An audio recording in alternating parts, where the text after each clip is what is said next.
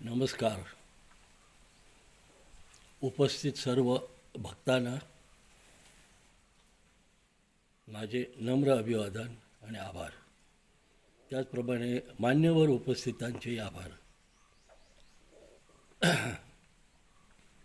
तसेच मला या ठिकाणी आपल्यासमोर व्यक्त होण्याची आणि अध्यात्मावर 4 शब्द बोलण्याची संधी दिल्याबद्दल मंडळाचेही आभार. आजचा दिवस हा भक्तिमय दिवस आहे. आज 2 देव श्री सत्यनारायण आणि श्री गवदेव या ठिकाणी एकत्र आलेले आहेत आणि अशा या भक्तिमय वातावरणात अध्यात्मावर 4 शब्द बोलण्याची मला संधी मिळालेली आहे. प्रथम ह्या दोन्ही देवांचे आशीर्वाद घेऊन त्यांच्या चरणी नतमस्तक होऊन आपण कार्यक्रमाला सुरुवात करूया. आजचा विषय आहे भगवन नामातून संसार सुखाकडे. विषय तसा सर्वांच्या जिव्हाळ्याचा आहे आणि परिचयाचा आहे. जन्माला आल्यापासून अखेरच्या श्वासापर्यंत सर्वांची धडपड यासाठी चाललेली असते, सुखासाठी. तर आता हे धडपड चालते, प्रयत्न करतात.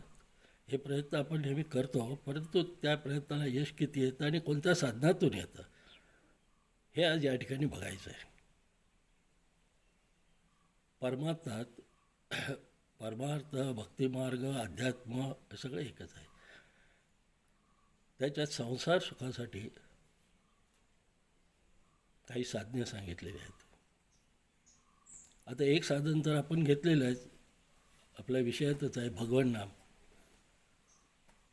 आणखी एका साधनाची आपण या ठिकाणी चर्चा करूया. कशासाठी? तर 2 गोष्टी असल्याशिवाय त्याची तुलना करता येत नाही. म्हणजे श्रेष्ठ कोणतं, कनिष्ठ कोणतं हे आपण ठरवू शकत नाही. त्यासाठी कमीत कमी 2 साधनं हवीत. मग आपण हे तर विषयाचं एक आहेच आपल्या भगवन नाम, आणि दुसरं एक साधन बघूया की जे धर्माचं प्राबल्य असलेलं असं आहे. त्या साधनात धर्मानं नियम घालून दिलेला, अटी घालून दिलेला, विधी घालून दिलेले आहेत आणि ते कसं करायची साधनं, पूजापाठ. साधनं म्हणजे हेच आहे. त्याच्यात उपास तपास आहेत, व्रत वैकल्य आहेत, अभिषेक आहेत, त्याच्यानंतर पूजा आहे, त्या सत्यनारायण पूजेसारख्या पूजा आहेत, यज्ञ करणं, यज्ञपाठ आहे, यज्ञ हवन आहे, मंत्रपठण आहे. अशा अनेक कार्य या धार्मिक कार्य याच्यात आहेत. आणि त्याशिवाय तीर्थक्षेत्र, तीर्थाटन हे सुद्धा एक आहे. आता याच्या 1-2 साधनाचा प्रकारांचा आपण विचार करूया. आता याच्यात पूजा. आता पूजा म्हटली म्हणजे काय आलं, एकट्याचं साधन नाही ते. तुम्ही म्हणाल ठीक आहे, आपण एकट्यानं पूजा घालूया घरात, आपले 4 माणसं बोलून वगैरे नाही होत. त्यासाठी तुम्हाला एक समाजाची आवश्यकता आहे, पायी पाहुण्यांची आवश्यकता आहे.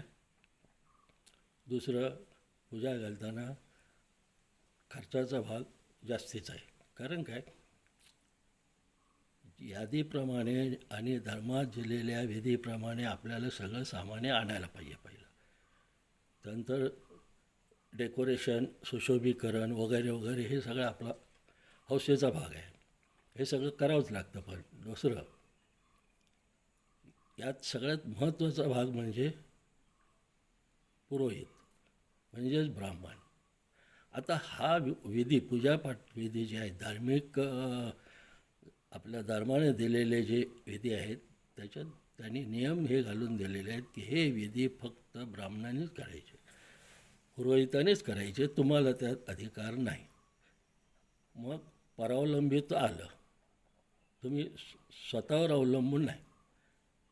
त्यासाठी तुम्हाला पहिलं, जर समजा एखादा दिवस आपण ठरवला आपल्याला अमुक दिवशी पूजा घालायची आहे म्हणून, मग त्या दिवशी तुम्हाला काय करावं लागेल, पहिलं पुरोहिताकडे जावं लागेल. त्यांनी जर सांगितलं ठीक आहे बाबा ही तारीख म्हणतोस ना, बघूया, म्हणून ते पंचांग उघडणार.